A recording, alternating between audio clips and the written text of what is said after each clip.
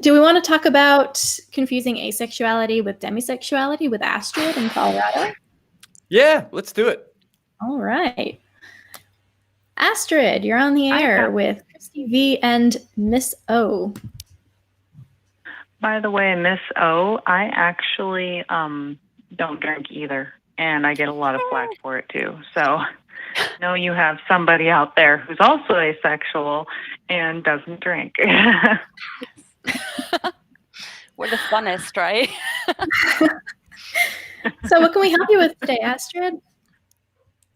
Well, I wanted to talk about how I believe that some people can be very well-intentioned, but I believe they confuse asexuality with demisexuality because, unfortunately, as an asexual, I honestly have a unnerving fear of people developing crushes on me because I'm asexual / sex repulsed. And to be honest, fantasexual as well, but we won't get into that because basically I only feel sexual attraction for fictional characters.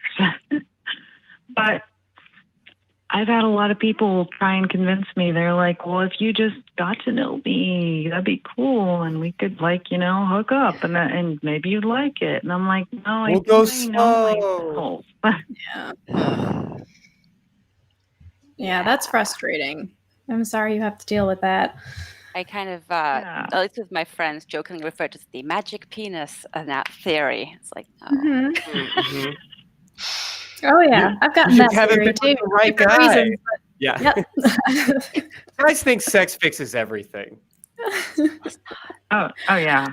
And the sad thing is I've gotten it not only from hetero people, but I also had a pan friend who was literally like, yeah, but you're asexual. And I'm like, I'm sorry. It doesn't matter what gender you are, sexuality. I'm sorry. It's not happening.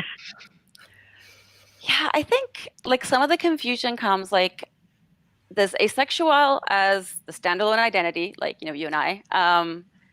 But some people have taken to use it as a shorthand for the entire A-spectrum community, which means sometimes they assume that you're saying you're asexual, but you could be meaning one of the other grayer identities. And I've heard a lot of people who are, asexual who've had that problem. A lot of times, when things are written up, like I said, when people are talking about the more easy to sell, the demisexual seems a little more relatable. So I think sometimes gets put forward to a place where people think asexual and demisexuality are the exact same thing. And I've even found people coming to the forums and stuff that I help volunteer on, or some of the emails that I answer, and they're like, I think I'm demisexual, and then they'll basically describe being asexual because this is where they first got into it. And I'm like, well, you could just be asexual and you're not going to know if you're demisexual unless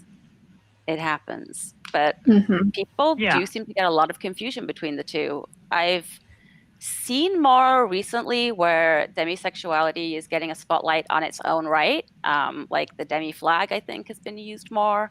And I'm really excited to see that community kind of blossom and become, seen as its own thing and be understood as its own thing too. But yeah, it's definitely a worry.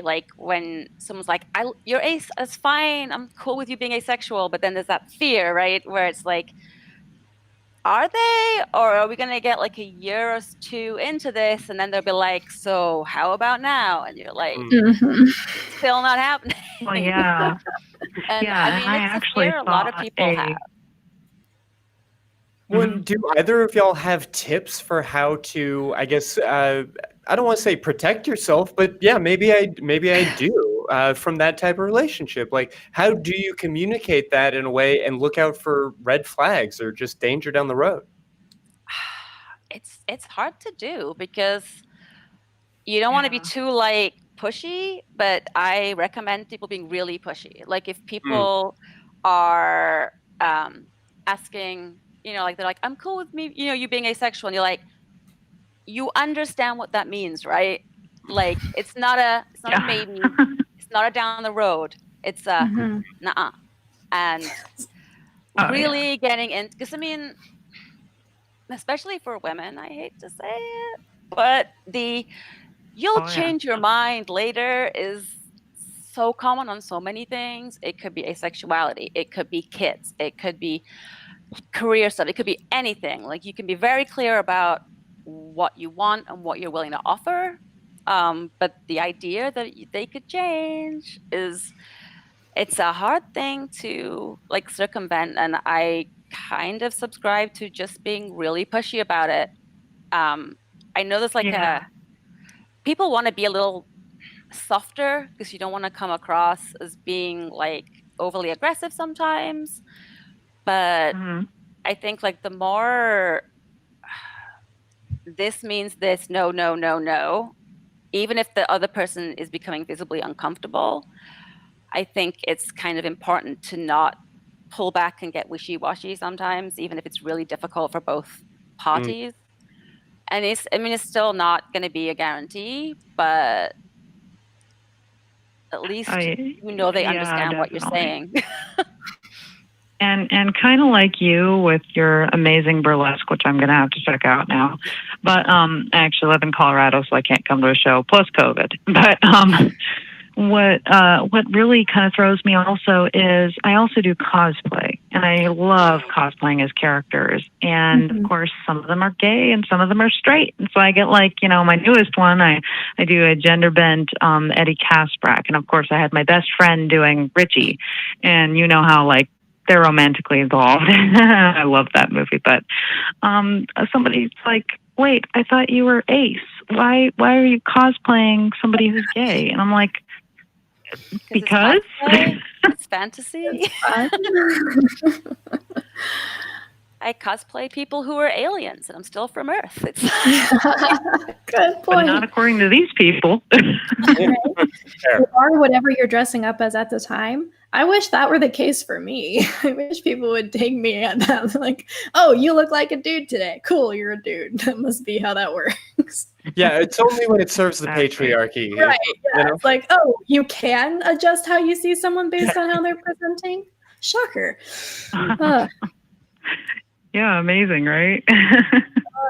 That sounds frustrating, but it's really cool that you do cosplay. I've seen some like I lived in Columbus, Ohio, and was there during one of their biggest like cosplay festivals, and it was awesome. It was so much fun. Oh yeah, I just and I love everyone I meet through cosplay. And as I said, I'm also fantasexual, and basically the only sexuality I have is in role play. That's it, and it's other characters. It's never me. So, but yeah, I love Comic-Cons, and I miss them so much because I made so many good friends, and it's a good way to connect because it opens the door. If you're wearing a costume of a certain thing and somebody loves that thing, it gives them the courage to come up to you and be like, oh my God, I love that movie, and you're dressed as that person, and let's talk about it. And I love that because I really wish people were more open with what they like, because I actually, I went to the grocery store the other day, and this person was like, that's a really cool It shirt. And I'm like, yeah, I know. It's really cool, right? Like, did you see the second movie? And they're like, oh, yeah. Yeah, it was really cool. And like, it's almost like they're afraid of like talking about it. And I'm just like, I just wish more people could be bold about it and not be afraid. I'm not going to judge them. Well, that's a really good takeaway, I think, from this conversation is be open, be bold about what you like and what you don't like. And just that might solve a lot of the problem, right? If you're willing to say, hey, this is something I'm excited about, and also, hey, this is something I'm really not excited about, then, let's just have that kind of open communication between people. Yeah. Oh yeah, I never will lead someone on, and I just always let them know. I don't care if it feels weird. It's kind of like me. I'm also child free, so like I'm like, if you're looking for sex or children, don't come here. Also same. Yeah. Yes. Oh my gosh. Well, thank you so much for calling in, Astrid. I really appreciate it. I'm glad that you guys got to bond, and definitely let Miss O know what you think about the burlesque when you check it out. Yeah, and I'd love to see your cosplay too. I will. Oh, thank you. Well, if I can find you on Instagram, I'll share my cosplay pictures with you if you want. Yes, there should be a link at the end of the show, I think, right? So yeah. Oh yeah. Awesome. No, we've got that in the show Definitely notes, but we'll find you. definitely make sure to show it on the screen and make sure everybody knows how to find you. You've got some great content out there. All right. Thanks so much, Astrid. All right. Thank you, Miss O. Thank you, all my wonderful pals. Have a great day. Take care. Thanks so much for calling again. The conversation about like being straightforward and be like, this is not going to happen. This is never going to happen. I know you think you understand what this means, but it's not going to happen. Mm-hmm. I resonated so deeply with that as a bi person. Because the one thing that everyone jumps to right away is, so threesome. And I was just like, no, never. That is not a thing I'm interested in. We will never have a threesome. I am very monogamous, which is very funny because now I'm not. But at the time, and that was just a non-negotiable. And people will be like, cool, totally get that, totally respect that. 6 months in. So what about this person? I noticed you liked each other. But did you see her? Yeah. Right, exactly. Yeah, well, in the poly community, we call it a cowboy or a cowgirl. You know, somebody who is like, yeah, no, I know you're poly, but I'm monogamous, and that's fine. But then tries to like rope somebody off from the herd, because there is this sense where people are like, yeah, I accept you for who you are today. I'm just really excited about who I think you'll probably be in 6 months. So I think it's a little bit of a kindness, honestly, to be so assertive, to be so direct and say that, no, I need to protect both of us from this really bad idea that things are going to change someday. Now, that's not to say, of course, that people's sexuality doesn't change, that people can't change their minds, but you're not going to do it because your partner asked you to really, really nicely, or because you love them very, very much. That's not how change works. Mm-hmm. Like we get a lot of people who are sexual partners of asexual people, sometimes like join like the communities to talk. And one of the things like I always tell people is if you'd be happy if the person ends up being demisexual and a sexual relationship happens, and that is awesome. It is possible, but like you've got to go in expecting it to not happen. It's like if it happens, yay! But only go into those relationships if you are 100% comfortable with the idea that won't change. Like if you go in with the there's the hope, like it's not really fair on either one of you, to be honest. So unless the answer that you're given, on that day is one that you're okay with, don't go in like expecting things to change or hoping things to change. Because even if you hope but don't expect, and that hope's like kept very like front of brain, it can still kind of build into that weird sort of resentment. And it sort of gets like a revisionist history of where like they kind of led you down a path, but they didn't really. It was just like I guess like a fantasy that was being held on to when maybe the way you interpreted things out of kind of an eagerness or a desperation to. Right. And I know people want to make things work, and that's awesome, but don't necessarily expect people to change. Right. I had an ex who waited an entire year to tell me that he was poly because allegedly it made the conversation easier now that I was invested. And I was like, you waited a year. Yeah, seriously. What is this nonsense? Like, I get it being a difficult thing to bring up, but relationships require some bravery. They require some vulnerability. That doesn't mean you are careless, but you gotta be willing to share these things at some point. It's one of the things that we get talked about with in the asexual community a lot is what point do you tell someone you're asexual? Because maybe they are not interested in dating you and they just want to play video games. So being like, hey, before we play Mortal Kombat, I'm asexual can be weird. But at the same time, you don't want to like feel like you're trapping someone by you're like, okay, you're really invested, and then you bring it out. So it's like that the timing thing is kind of difficult because I think some people have a fear. Yeah, it Sorry. just goes to show that as a larger culture, we do such a bad job of being willing and able to talk about sex. I mean, that's Yeah. really, in short, why this show exists, because so rarely are people even willing to say, like, hey, when I invited you over to play video games, I'm not like putting pressure on you now or anything, but that was to initiate a path where maybe at some point we'd have sex. Everybody would freak out about that person. And I get it. But I wish that we were just making a little bit more space for these conversations so that people could be more verbal and we could make this dance a little bit easier. Yes.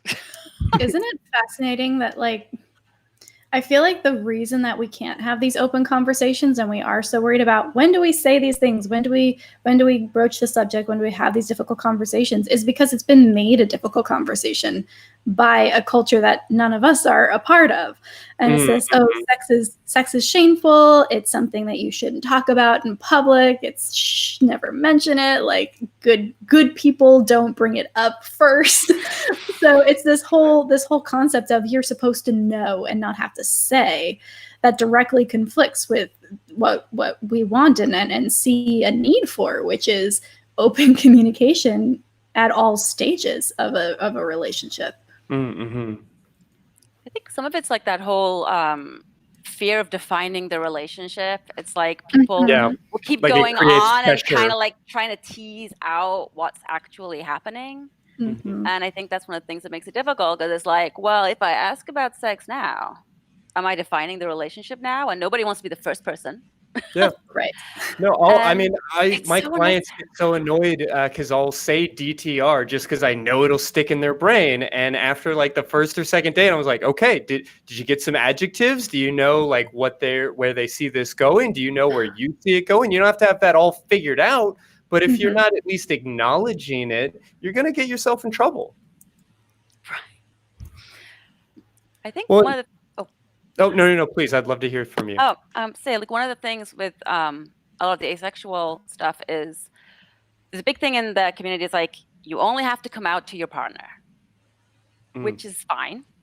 But if people were able to be more comfortably out, you wouldn't have to have this moment. Like if you're like, oh yeah, I'm asexual, blah, blah, blah. You'd still have to get the, no, I mean like never conversation out the way. Or I'm like, maybe on like Sundays, like, or whatever. But the version of it, yeah. At least people would be going in having some idea. So like, you don't have that, do I spring it on at Mortal Kombat night or meeting the parents night?